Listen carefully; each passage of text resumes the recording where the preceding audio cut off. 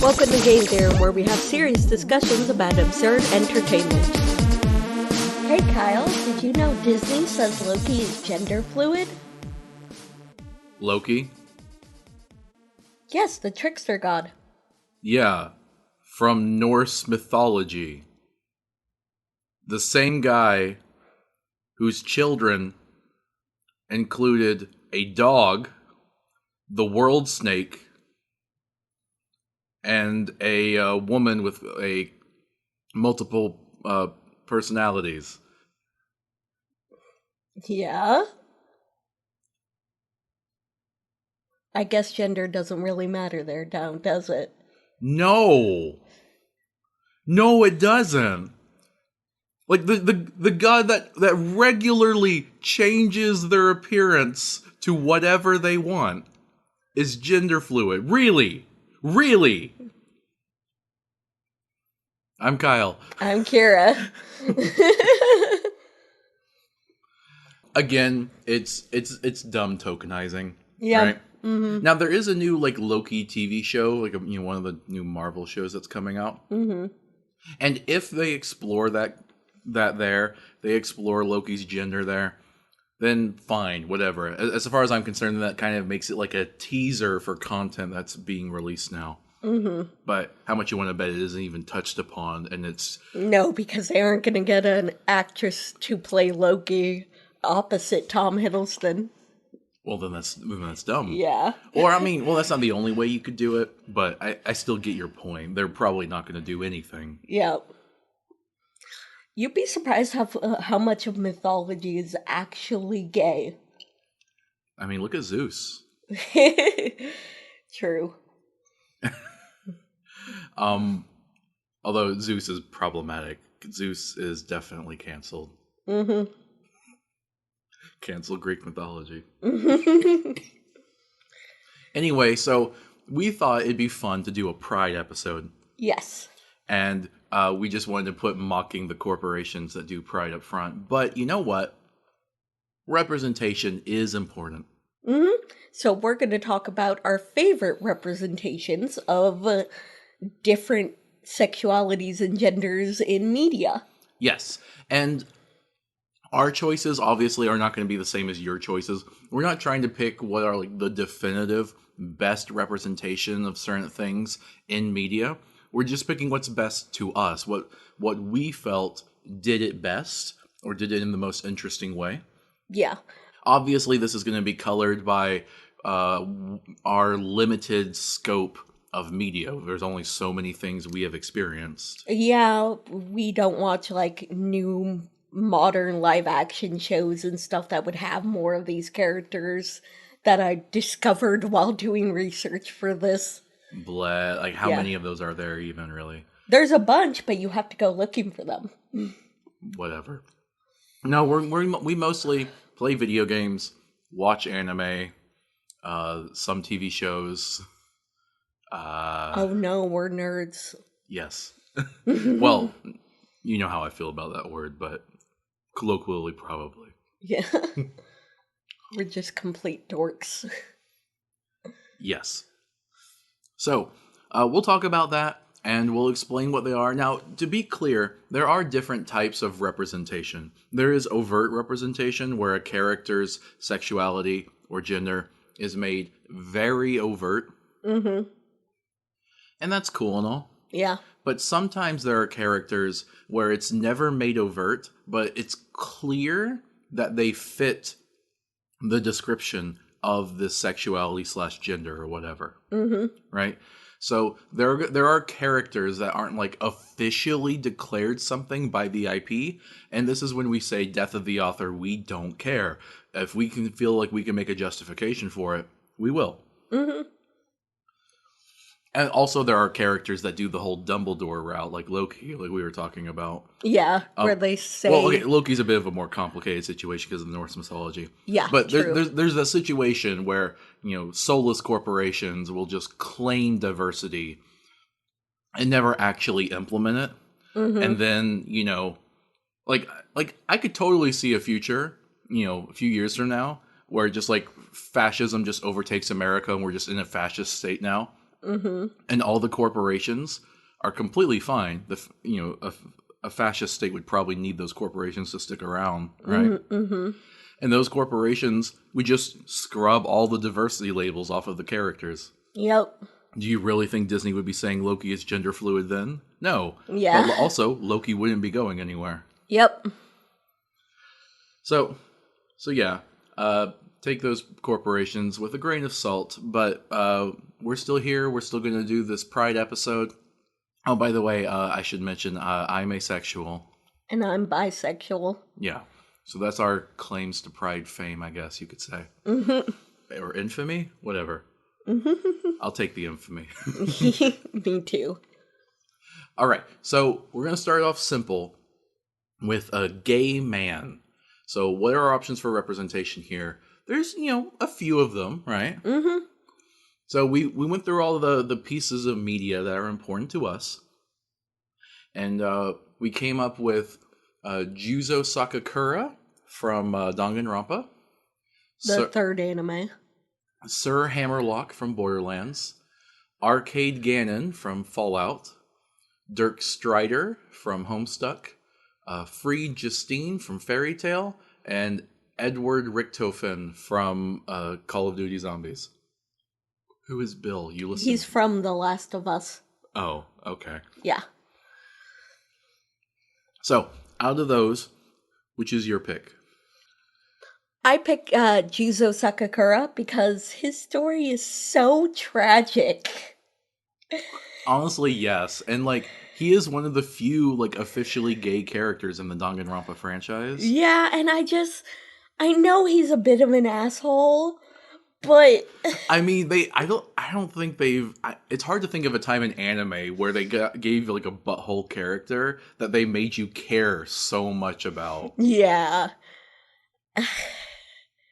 For those of you who don't know, he gets blackmailed into some pretty awful shit. He's complicit in the destruction of the world. Yes. Because they blackmailed him, it threatened to reveal to his crush that he was gay for him, and he preferred to have the world end than for that to happen. Yeah. And it's awful. It's obviously the wrong decision, but you really feel for him, Yeah. This is because the society you live in is so homophobic. Honestly, it's kind of on them in a way. Yeah.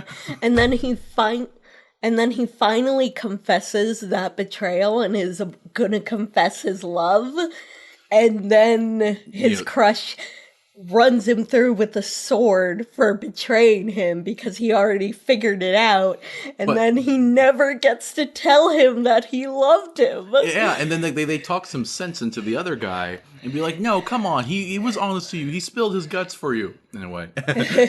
and so there's this tragic scene where they try to reunite and he dies before they get to it. It's really sad. Yeah, he runs to go see him before he dies, and he doesn't make it, and they never get to reconcile, and it's very sad and tragic. It's unfortunate that a lot of the good gay characters have tragic endings, though. Yeah, that's Bury Your Gays for you. Exactly.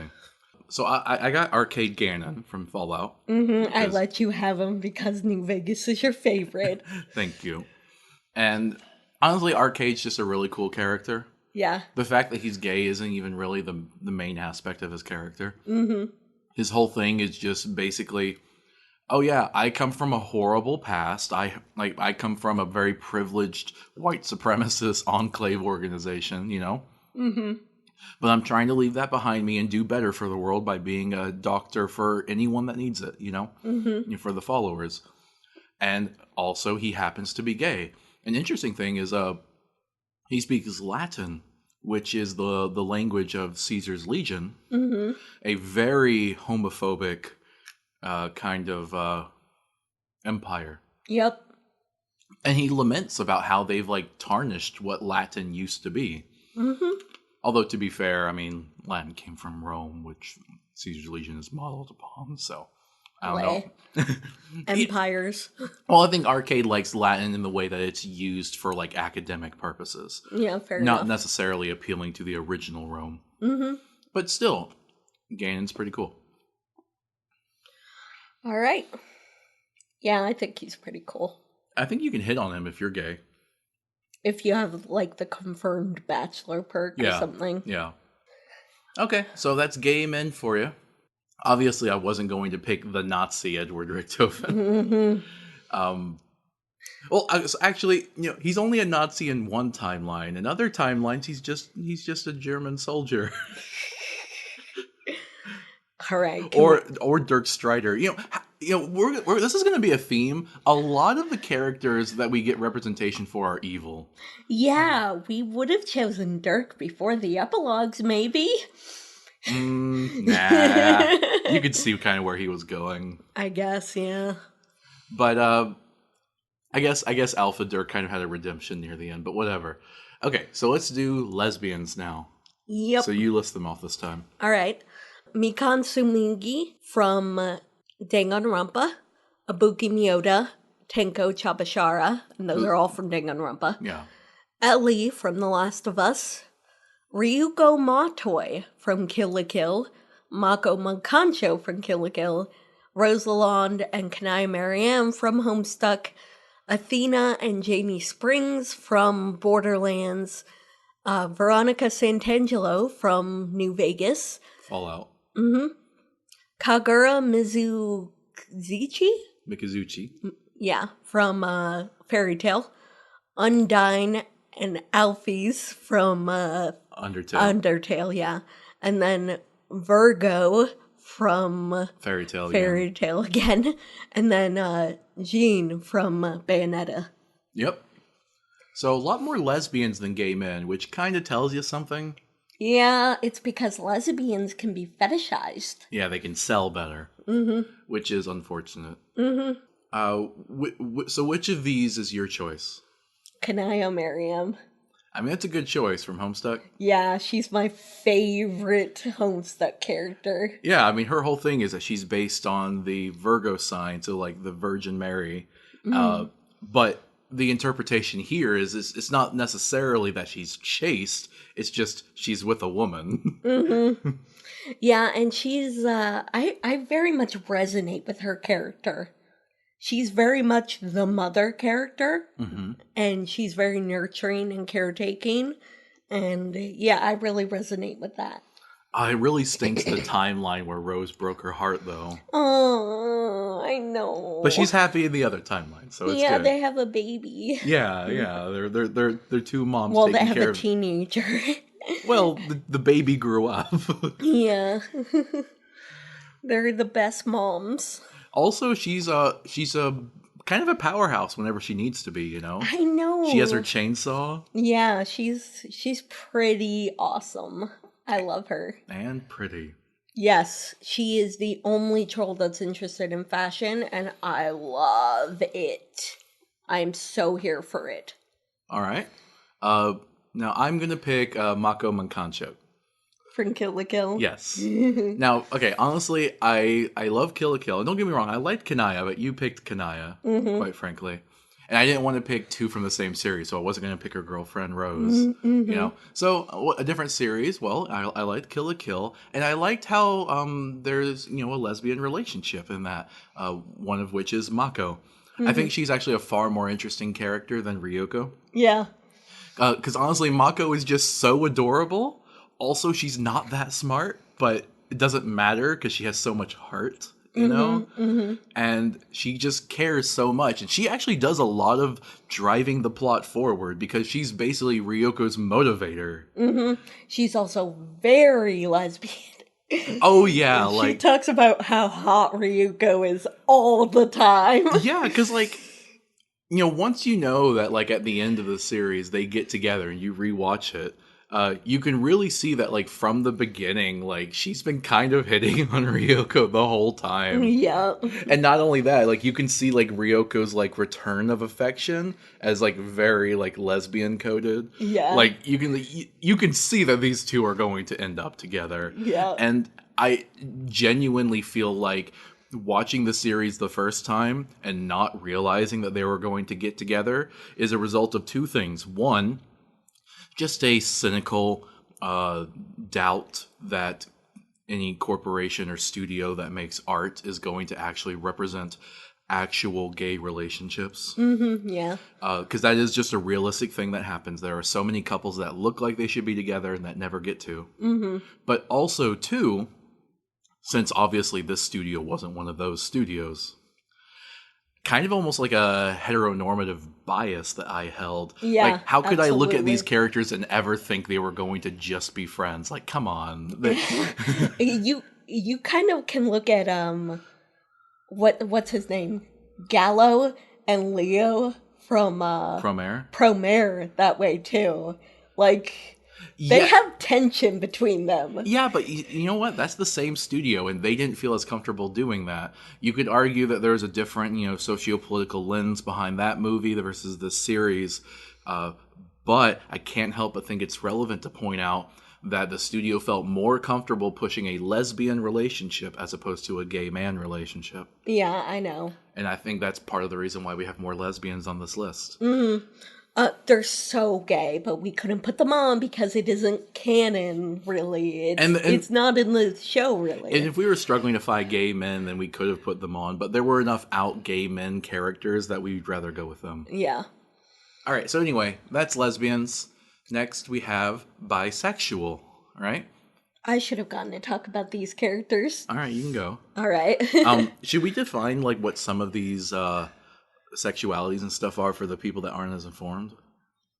I mean, because I know we did our gender episode, but like that's dated. We were wrong about a lot of the stuff. We oversimplified it. Well, I'm sure everyone knows what a gay man and lesbian are. Some of these are going to get more complex. Let's just be safe, right? Mm-hmm. So, a gay man is just a man that likes men. A lesbian is a woman that it's hard to. Okay, some of these, any definition I give is going to be too restrictive. So just keep that in mind. But typically, we think of as lesbians as women liking women, or sometimes it's brought into just being like non-man liking non-man. And then bisexual is you could go either way. Yeah. Also, a bisexual sometimes used to mean the same thing as pansexual, where basically you just don't like a single. You like more than just a single gender. Bisexual can be all encompassing like that. The iconic bisexual from video games, even though I wish this wasn't our iconic representation, is Max Caulfield from what was it called? What was the game called? Oh my god. Life is Strange. Life is Strange. Yes. Honestly, yeah, I think it's very poor representation. It really is, but it's like... I mean, look, I thought the Life is Strange games were really interesting the first time I saw them, and I haven't gone back to check. But I know from the first game that Max Caulfield's bisexuality was really problematic because it's basically just you can choose to date a girl or you can choose to date a guy. And if you flirt with both of them, there's literally a dream sequence where instead of getting the one-on-one with the girl or the one-on-one with the guy, you get both of them there, and everyone's just kind of confused, and it's kind of implied that, like, you're faking it. It's not good representation. Yeah, but that's the only one most people know. And honestly, the whole liking the guy thing seems really shoehorned in there just to make her semi-straight. Yeah, because he's an asshole. Yeah. He feels entitled to her. Yeah. Anyway, so yeah, there's Mad Moxie. Which, I mean, I like Mad Moxie as a character, but you would only know she's bi just because of, like, her dialogue lines. You never actually really get to see that. Oh, she technically likes women? Well, the only love interests of hers you ever see are the several husbands she's had. Axton, also from Borderlands. Mr. Torg. Yeah. Okay, Mr. Torg is also kind of cool. Yeah. And I mean, he is almost entirely just dialogue lines, so. He is really cool, though. I mean, okay, he's hyper masculine, which I don't care for, but he's kind of satirical about it. Whatever. Yeah. Teruteru Hanamura from Danganronpa. Blah. Korra from, her show. Avatar? Yeah. Wonder Woman. Harley Quinn. And then Queen Maeve from The Boys. most Homestuck trolls from Homestuck. Yeah, by the way, some people think of them as like pan or just not caring about gender, but troll society has a very clear gender binary. And honestly, even with the broader definition of bi, same thing, you know. Yeah, and certain characters indicate a gender binary just by the virtue of them not conforming to the binary, like Vriska and Eridan, like the gender issues they have. Well, right, but just like our world, going outside the gender binary is going outside. It's deviant in some way, or rather, it's atypical, I should say. Urza Scarlet from Fairy Tail, Bayonetta, and Poison Ivy. Bayonetta's because she likes the one love interest, Luca, from the first game, And then and then Jion. Yeah. I think it's John? John. I think it's pronounced John. I don't know. It's French. Mm-hmm. And then Poison Ivy. Poison Ivy to me always. I don't want to do by erasure, right? Mm-hmm. But Poison Ivy always seemed to me like, oh, she's Harley's girlfriend, right? Mm-hmm. So I honestly didn't even know that she was bi until we started researching Yeah, this. I didn't either. Because apparently part of her like villain backstory is that she had like a husband or something, and I'm just like, oh, whoops. I can't help but think that that's kind of part of like she was originally straight and then she's dated girls since then. Yeah. I don't know. I'm not too into the DC comics, so I'll take their word that that she's bi, obviously, because I'm not going to doubt that. But we have to keep in mind we're not dealing with real people. We're dealing with media representation here. Mm-hmm. All right. So who do you pick for your favorite? Oh, I picked Urza. Yeah. You want me to go first? Yeah. Okay, so I picked Urza from Fairy Tail. And so some people might be like, wait, was Urza ever said outright to be bi? And it's, Fairy Tail doesn't ever stop to tell you what anyone's sexuality is, right? Mm-hmm. And Fairy Tail doesn't have a ton of diversity when it comes to that. Mm-hmm. But they do have Urza. Urza's main love interest is Jalal, a man, right? But there's specifically another character, the lesbian Kagura, we mentioned earlier, that she has a lot of backstory with. And there's even a moment later on in the series where Urza and Kagura kiss. Yeah. Now, it's implied that, it's again the kind of tragic situation. She still kind of ends up with Jalal, but it indicates that Urza is interested in women as well. Yep, definitely. And honestly, Urza is just such an awesome, kick butt type of character that her being bi, I had to pick her, honestly. Yeah. She's one of the best characters from Fairy Tail. She's one of the most proactive. She has so much agency in the plot. She is the antithesis of Lucy. Mm-hmm. Yeah, I love that character too. Yeah. Also, she's not okay. There's a stereotype with bi people that they're just extremely hypersexual, right? Mm-hmm. And that's not a good stereotype. Mm-hmm. It does happen sometimes, but it's don't just assume that. Mm-hmm. And the thing is with Urza, she is sexy, but she's not hypersexual. You know? Right? Like she will get into sexual situations, but it's not all she thinks about. In fact, she's pretty much combat focused for the most part, but she's not afraid to have fun sometimes. Mm-hmm. Yep, and she's definitely not afraid to hit on girls. Yeah, she's her own woman, basically. Yep. All right, so who's yours? I chose Queen Maeve. She's a complicated character, but a very interesting one, and I believe she's good representation. I think, honestly, she's the only one on this list where they actually talk about her sexuality in the media. Oh, yes. It's not all her character is, but the fact that she is bi is relevant to the plot. Mm-hmm. Yep. Do you want to say how?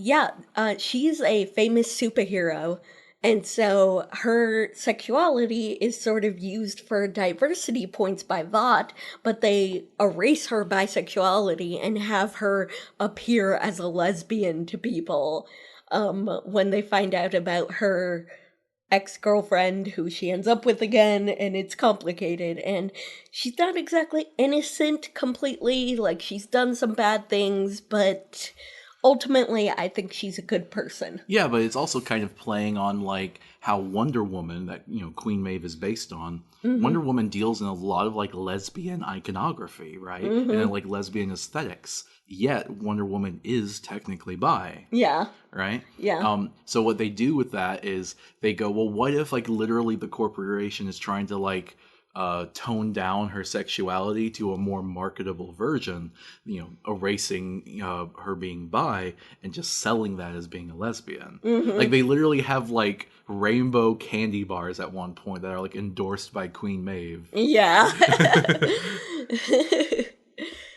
And like there's Yeah. even a scene where she's like sleeping with a man and they're like, you can't do this here. You're supposed to be lesbian.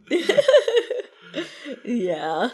But yeah, she's honestly kind of an awesome character. She is kind of bad though. She is complicit in some awful like war crimes and atrocities. Yeah. But part of her character arc is kind of waking up that she can't just sit by and let this happen. Yeah. And I think she has a really well written and interesting character arc, which is part of the reason why I think she's a great character, like bisexual representation. Yeah, definitely. All right. So next, we kind of need to go a little bit faster, but we're going to get less options, so that'll probably work out. Polysexual. So polysexual is not one you hear about very often. It's kind of like pansexual, where pansexual is the overt form of bisexual, right? Pansexual means you like all the genders, anyone, everyone, right? Polysexual means, well, you like more than just one gender, but specifically not all of them. So the easiest way to be polysexual is to like either a men or women, and then you also like non-binary people. So like if you had like a sort of like lesbianish woman that was also like, yeah, I'm cool dating non-binary people, I just really don't want to be with a man. That person could identify as polysexual if they wanted to. We could only think of one single character in the entirety of the fictional medium that is polysexual. Yep. Papyrus from Undertale. Now that might seem weird, right? But Papyrus specifically has an interest in Undyne and an interest in the non-binary character Frisk. Yep.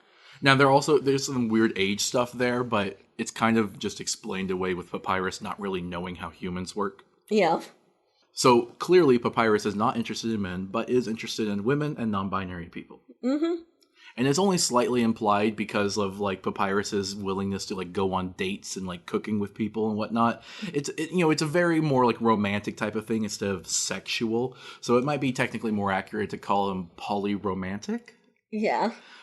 But I still think the general concept applies, and it's the only one we could think of. Yep. So yeah, I am writing a story in my free time, and I specifically have a polysexual character. All right. Let's move on to pansexual. All right, and I just explained what that was. So. Yeah. Jack Harkness From Doctor Who. Haruhi Fujioka from Oran High School Host Club, Roxy Lalonde from Homestuck, Deadpool, and Starfire. From comics. Yeah. All right. And that's not that many, to be honest. No. Pansexual is not as like, because pansexual specifically means you like more than just the gender binary, So I feel like it's a bit hard to get representation for that. Yeah. So who do you want to pick? I picked Deadpool. All right, controversial choice. He's pretty awesome character. Honestly, he's like an anti-hero. Honestly, I do think Deadpool is kind of cool, and I do think it's controversial because a lot of the times the people you see going around online talking up Deadpool are kind of like reactionary fans that don't really understand him. Like, he's not supposed to be like the uncritical good guy. Yeah. He is an anti-hero. He's like the Shadow the Hedgehog character, you know? He can kind of be a butthole a lot, Yeah, yeah. But I think people really are attracted to the way that he's just speaks his mind. He doesn't really have much of a filter. And even though that can get him in trouble sometimes, you really get to know the character, you know? He's I like that he's literally he's mentally ill, he's pansexual, he's like all types of representation in one. Well, doesn't he like literally have multiple personalities in his head?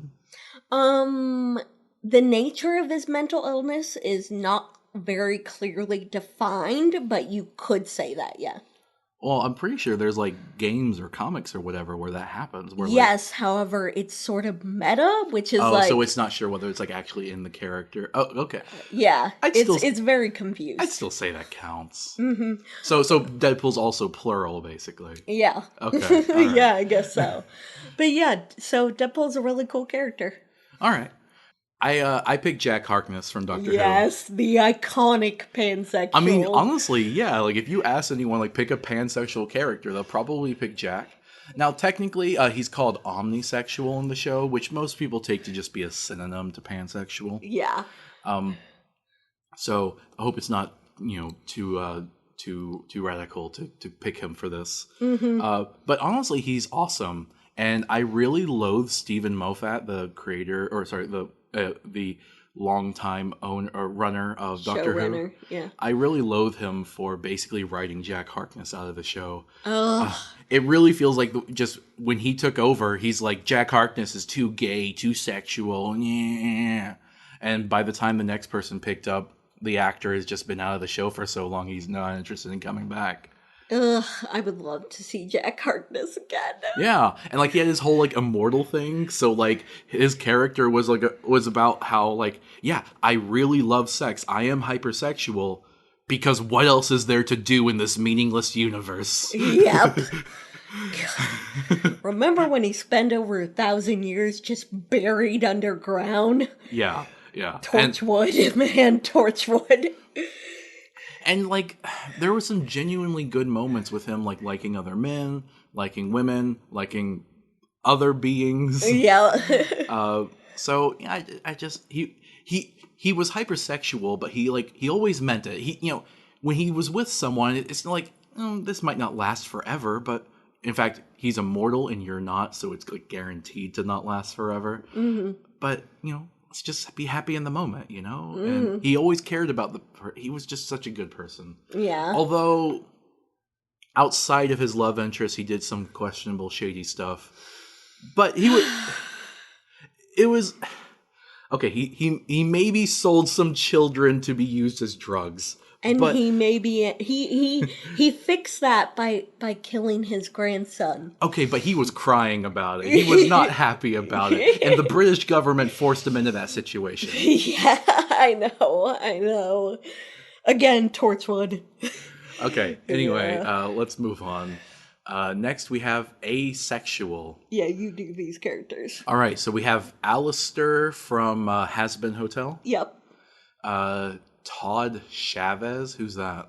He's from BoJack Horseman. Oh, that guy. The only completely out asexual character. Well, I would say he's the icon of asexuality. Like, he had a whole episode talking about that and what it meant. Yeah. Parvati Holcomb from The Outer Worlds. She's awesome. Sierra Petrovita from Fallout. Not many people will confirm her as Ace, but she's so obviously Ace. Mm-hmm. Like, her whole thing is that she is romantically interested in a guy, but he's frustrated that she doesn't want to sleep with him because she doesn't even understand what that means. Because she's just like a dense Ace. Yeah. And honestly, I really relate to that. And also you have the Doctor from Doctor Who, who's very coded as Ace. Yeah. Like, obviously hetero-romantic, but asexual. Yeah. Where, like, the Doctor will be like, oh yeah, I'll date you. What's sex? like there are times when the Doctor's like literally naked and just was like, what's the problem? Yeah. So who do you pick? Alistair from Has-Been Hotel. You really love that show. I do, and there's only one episode of it, but just the universe it creates is so cool to me. I mean, yeah, I think it's interesting. I think there's only so much interest you can have in a show that only has a single episode, to be honest. So I hope they get success and are able to make more content. There is another YouTube series that explores a different part of the universe with different characters.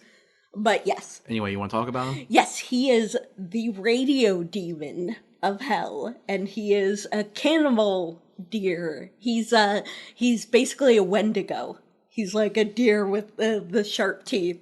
He's also like really powerful. Yes, and he's, Because like radio was used to indoctrinate people for a very long time. So. yeah, he is very 1930s. He's Yeah. very old school. All right, cool. Yeah, I like him. But he has like no interest in sex and whatnot. No. You'll notice a lot of the asexual characters have zero interest in sex, which happens, but you know, in the real world, there's a spectrum of asexuality. So, and the closest we get with these characters is just that they are romantically interested, but not sexually, and that's not the only type of representation that we should get. Yeah, So, but my chosen character is Parvati. obviously. She is amazing. She is the new ace icon, at Honestly, least for video games. She should be like, yeah, for video games, she has to be by just default, because there's so few. But she is awesome. Like her whole quest line is that she wants to be like romantically engaged with this other woman, so she's also a lesbian, right? Yeah. At least romantically. But sexually, she just isn't interested in sex. She just wants to do like mechanic work with the other woman, you Yeah. know? And there's a dialogue line. This is an RPG, right? And in this RPG, she tells you that she's just not interested in sex. And you have an option to be like, me neither. You are able in the Outer Worlds to roleplay an asexual character only because Parvati, an ace character, asked you about it. And that, like, You nearly cried when we reached that. I normally play hypersexual characters, to be honest, because I don't mind sex in a fictional medium. It's just part of the way I'm on the asexual spectrum. But that choice alone was so awesome. I was like, okay, guess I'm being ace this game. Yeah. Plus, that game didn't really allow you to sleep with anybody, so it was easier for you to be ace. Didn't really give you any hypersexual options. Yeah. And you know, we might incorporate this in our Cinema Fallout playthrough, you know? Yeah. Because you were like, oh my god, I finally feel seen. Yeah, and I actually talked on Twitter with, I forgot what her name was, but she was one of the character designers for the Outer Worlds, and she mentioned specifically that Parvati was stated to be asexual from the beginning, so it was a very intentional choice. Yeah. It's amazing. I was so happy for you. All right, next we got queer. Now, queer is basically just kind of undefinable by default. I tend to kind of think of it as like queer can apply to either your sexuality or gender. And it's not that you're just like non-binary, though you can be both. Queer is more just kind of like you escape definition. You are your own thing. You like you're not even non-binary sometimes. But also with your sexuality, you're just kind of like, shrug, I'll do whatever I want kind of thing. And I think that's probably the best definition of queer. But obviously, you know, individuals are going to have their own interpretation of that. And naturally, this means we get very little representation. Pretty much the only queer characters, thus, are just aliens that don't know the concept of gender. Yeah. So we only have two, so we might as well talk about them. You yours. Oh, Vivek from Morrowind. They're a god, so they kind of eschew gender entirely. They're kind of non-gendered. It's but they're also kind of both genders at the same time. Yeah, so they technically exist on like many different multiverse realms at the same time. So they're like all genders, but no genders at the same time? Yes. Yeah. What pronouns do they use? I don't remember, honestly. Is it just they, them? I think sometimes they use they, but sometimes they default to he. Oh, is it like any all, maybe? Yeah, I think so. All right. And I picked Calliope from Homestuck. Calliope being a cherub, their romance is basically considered to be similar to Kismis's, which is a type of love in the Homestuck universe that doesn't clearly map onto the pride sexualities. But even then, she's not really into it. And she, sorry, I say she. She was originally a she, and then became they, them, at least in one timeline. In another timeline, she remained a she, her. So, but the they, them version goes on to eventually get into a romantic relationship with a woman that turns non-binary and then becomes a man through transitioning. And what their relationship is exactly is unclear. Calliope's not even really able to explain it, especially considering that Calliope just kind of says, cherubs don't really experience like love the way that you all do. So, but despite that, they're in a relationship anyway, just kind of having at it. So I think queer is the perfect description for Calliope. Yep. All right. Although Calliope would probably also be considered non-binary, at least in some of the timelines. All right. Trans men. This was really difficult to find. Right. There's not that much trans men representation. No, there really isn't. So what we got?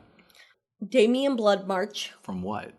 From Dream Daddy, the dad dating simulator. Yeah, that game. Okay. Roxy Lalonde from Homestuck. Right. And Tony from The Last of Us Part 2. Okay.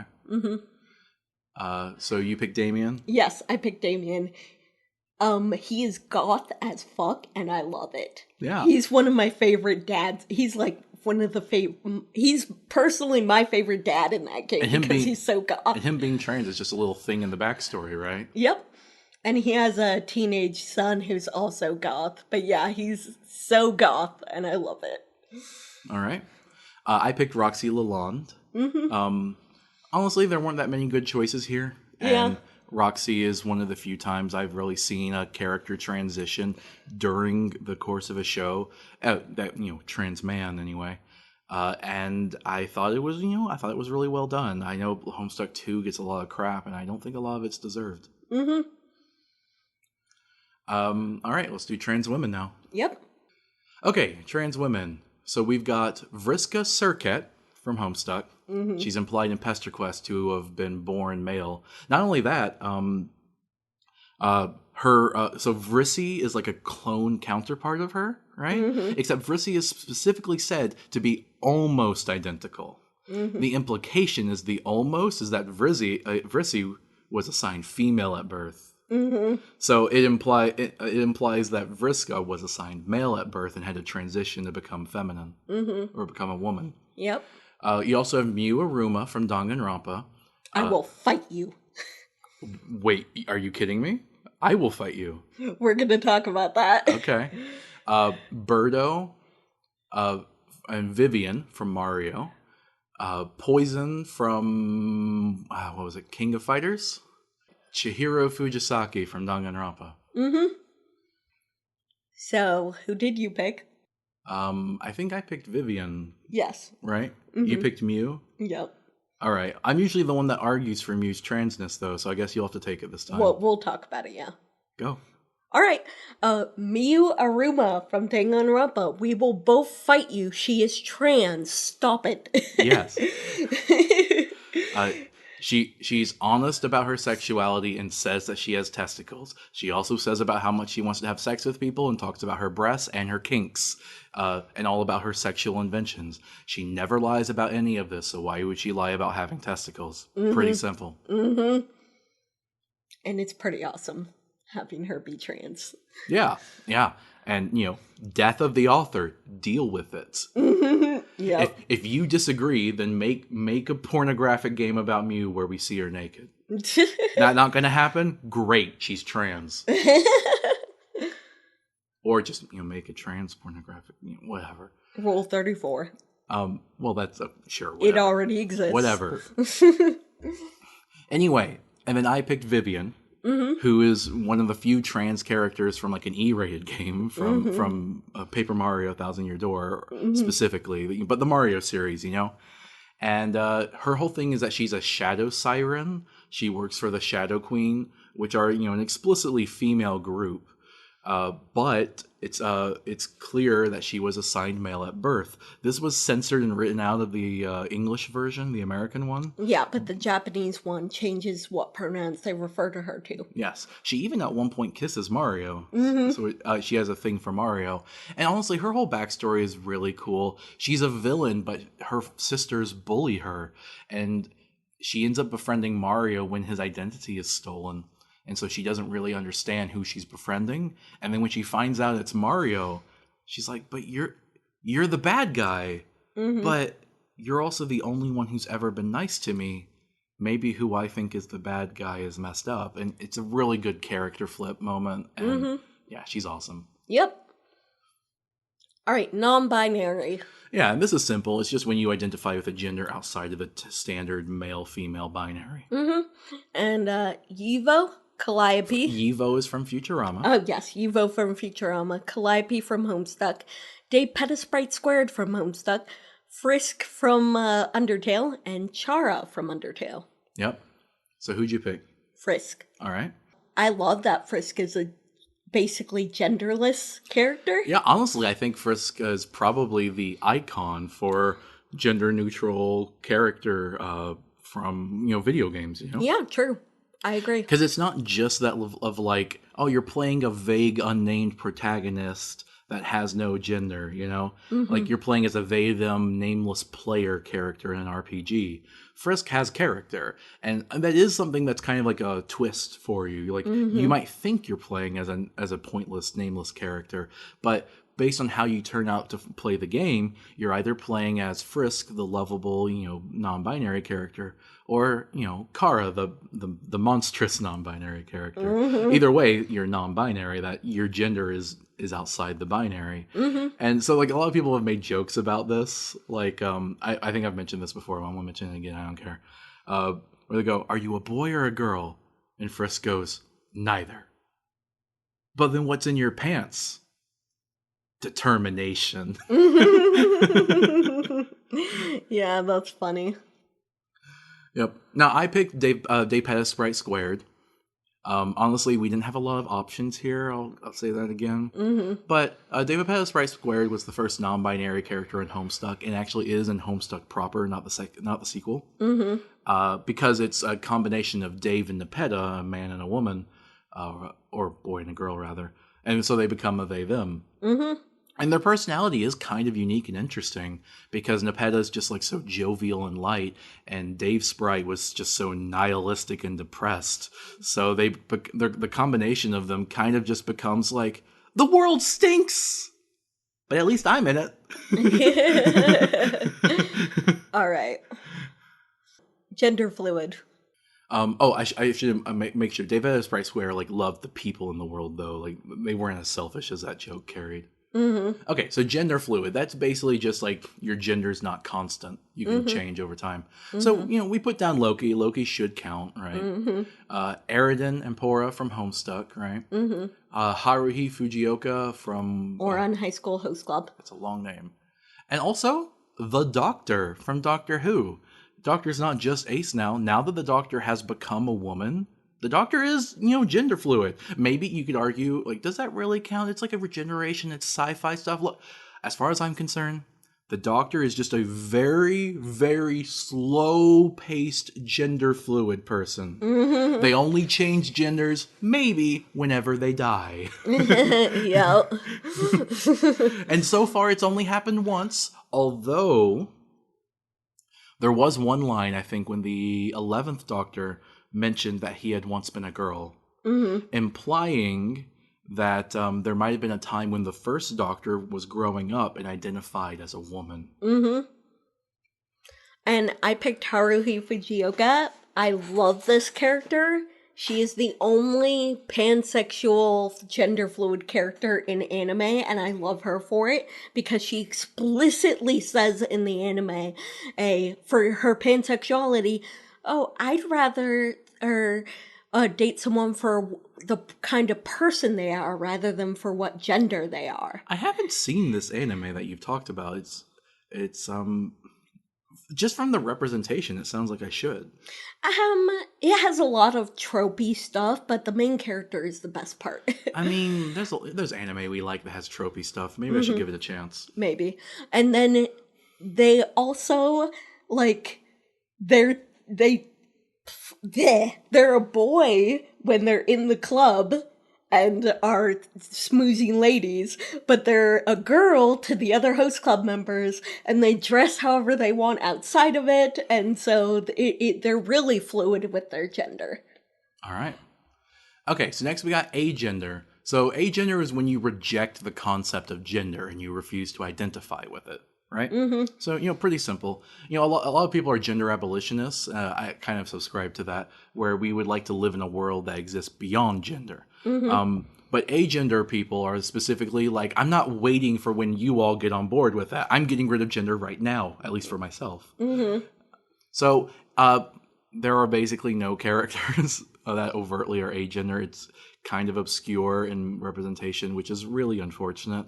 But there are two characters that we think we could argue that are agender, and they're both Pokemon. Okay? Yeah. So I'm going to start with Arceus, and you can do Necrozma, right? Yeah, okay. So Arceus and Necrozma are the two most powerful Pokemon of all time. Arceus is the god of Pokemon. It created the Pokemon universe, right? Mm-hmm. Therefore, Arceus, which is a genderless Pokemon, like a lot of legendaries are, it is genderless. It has no gender, right? It does use he, him pronouns sometimes, except that's only kind of given to him by the humans that create him. So whether Arceus actually agrees with that is kind of up in the air. Mm-hmm. But Arceus is genderless. We do know that for a fact. Yeah. And also we know for a fact that Arceus created the universe and everything in it, including the concept of gender, at least, indirectly through the creatures that it created. So Arceus specifically made gender and then chose not to use it. Mm-hmm. Yep. And Necrozma is an alien that eats light. So... Actually, wait. I would argue Arceus did create gender because some of the mythical Pokemon it created that predate humans are gendered. So it made like Latios and Latios, and it was like, here, have fun with the gender thing. Hopefully this won't catch on. But anyway, yeah. And then Necrozma, right? Necrozma is, a godlike being from an alternate universe. Yes. Necrozma is a light-eating alien. So, yeah, no gender involved in that at all. All right, is that as much as you want to do? Yeah. All right. Next, we have intersex, which is just, when your biological sex is in a very kind of middle ground in the binomial structure of what it means to be male and female. Sometimes this means you can have like both parts down there or some combination thereof. And, it's intersex. Some people are just born that way. Mm-hmm. And we only found two. Right. Jade Harley. Jade is from Homestuck, and she sort of inherited a phallus from merging with her god dog friend. Yeah, so in her case, she wasn't born intersex, but she became intersex after a fusion. Mm-hmm, yep. And this is made very clear in the epilogues that she has a phallus. And for the record, the Homestuck epilogues do handle it pretty poorly. Yeah. They don't handle it with a lot of grace. Like, people kind of debate like what even this was supposed to mean. We would argue it means that she's intersex. Mm-hmm. We just don't think that they really portrayed that very well. Yeah. But she's able to like literally impregnate someone and have a child. Yeah. That's proven in the epilogues. Name the child Yiffy. Oh my god. Look, we never said Homestuck was the pinnacle of representation, okay? Look, I'm okay with a bit of silliness. All right. So I picked Kaine. Oh, okay. Who is the only other intersex character we could find. Mm-hmm. She is from Nier, right? Mm-hmm. The first Nier, not Nier Automata. Yeah. Although she's still an android because everyone in Nier is an android. Mm-hmm. Or at least everyone after a certain point. Anyway, her whole thing is basically she was born... Okay, the original version, they call her... can I even say the word? even when I'm talking about like what they call her. Oh, that's not a slur. Okay, they call her a hermaphrodite. Mm-hmm. So it really dated language, really not good. They did release a reboot more recently, and I haven't combed through it to see what they call her, but hopefully they updated the language and called her intersex. Mm-hmm. Her whole thing is basically just that she has some junk down there, and she faced a lot of discrimination about it, so she tries to like reclaim her sexuality by dressing all skimpy and everything. Mm-hmm.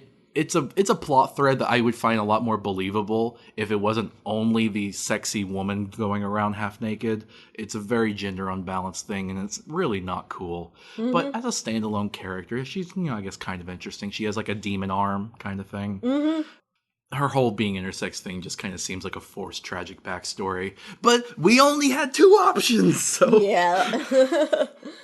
All right. Now last we have kink, right? So that includes Bayonetta from Bayonetta, Patrick Star from SpongeBob, most of the cast of Soul Calibur. I mean, come on, they're based on Kinksters. And then Zemos from Saints Row. Mm-hmm. Unfortunately, I don't know Soul Calibur that well. Yeah. I'm gonna explain Bayonetta, and then you have some explaining to do. Okay. All right. So Bayonetta is very much an exhibitionist. Also a pole dancer, kind of. Yes, and yeah, because she like uses her hair as her suit and also as a weapon, and She uses a lot of strips kinky constantly. weapons, too. Yeah, she's very kinky. Yeah. I love her though. Yeah, she's awesome. And we had a whole episode about Bayonetta, and we talked about some of the problems in her depictions, but the way that she's able to be just a kind of a sexy hero is pretty awesome. And she overtly engages in kinky stuff, and it's all very demonic as well, which I think is kind of like almost like reclaiming like the way that people demonize kinksters. You know? Yeah, I like it. Yeah. Now, okay, I picked Patrick Star, and hear me out, okay? Hear me out. Yes, this is the Patrick Star from SpongeBob SquarePants. Look, there are several times where Patrick gets in a kink getup, okay? And like it's used as a kind of joke, and like a lot of the kids don't really get it. But also Patrick just kind of owns it, and I like that. And like, yeah, it's a kid's show, but no one is really harmed by Patrick being kinky. Remember in the movie when he puts on fishnets and heels? Exactly. That's a thing. Oh, he has done that more than just the movie. He has done that multiple times. Yeah. Where he like wears that and like has like the kind of like sexy-ish legs. I'm pretty sure he wears leather daddy gear at some point too. I was gonna get into that. Yeah. Yeah, and like he like literally has SpongeBob tied up in a sex dungeon. Oh yeah, I remember that. Yeah. So like, and there's also like a time where he like dresses up like Mad Max. It's Patrick is obviously interested in kink stuff. He doesn't really talk about it because it's a kid's show, and like we can keep this on the download. But he's not gonna hide who he is. Sometimes he just has to bust out the gear and like he's living his best life under his rock. Mm-hmm. I think you know what? I think a lot of people our age can very much resonate with the life of Patrick Star. Apparently, he's having his own TV show spinoff soon. Oh, really? Yeah, a lot of people are debating whether it's going to be good. Well, we'll see. I mean, SpongeBob is such a success. I think it'd have to be a success. I don't know. I'm not sure if the new SpongeBob is any good. I mean, SpongeBob is one of those shows that people say the newer episodes aren't as good, but I think in the most part, like in the large part, the only thing that's different is that the viewing audience has aged out of it and has been replaced with a new viewing audience. Yeah. So, like, I haven't watched SpongeBob in a long time, but like, I'm not going to pretend that the newer episodes are bad just because I haven't watched them. Yeah, I know. I do think you could probably say something about how SpongeBob was originally intended as a family show, and so that there were a lot of adult jokes in the show that were meant to go over children's heads, like a lot of cartoons did at the time. And nowadays, people find that less okay and have kind of like sterilized it a bit more. I think that would probably be a fairer criticism. Mm-hmm. All right. So that's our Pride episode. Yep, we went a bit long, but there you go. All right. Well, yeah, have a good Pride. Mm-hmm. Bye. Happy Pride Month. Bye.